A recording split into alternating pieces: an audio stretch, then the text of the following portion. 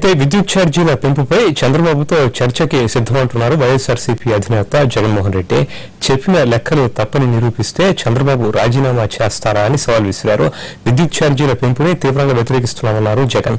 ఛార్జీల పెంపులో హేతుబద్ధత లేదని, కేంద్రం అదనపు విద్యుత్తు ఇస్తూ ఉంటే విద్యుత్ ఛార్జీలు ఎందుకు పెంచుతున్నారని ప్రశ్నించారు జగన్.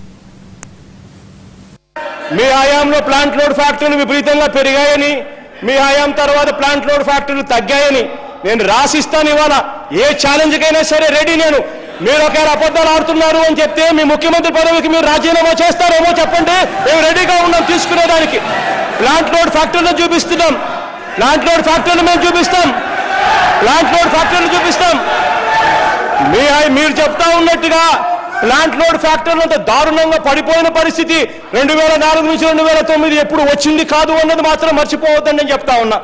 నా మొట్టమొదట బడ్జెట్ స్పీచ్ లో ఇదే సభలో ఏపీ ట్రాన్స్కో ముద్రింపజేసిన పుస్తకాన్ని ఒకటి నేను చూపించి, ఇదే పుస్తకంలో ఆ పేజ్ నెంబర్ కూడా ఓపెన్ చేసి మీకు అందరికీ కూడా ఇదే సభలో కూడా నేను చూపించాను ఎవరెవరి హయాంలో ప్లాంట్ లోడ్ ఫ్యాక్టరీలు ఏ మాదిరిగా ఉన్నాయి అన్న సంగతి.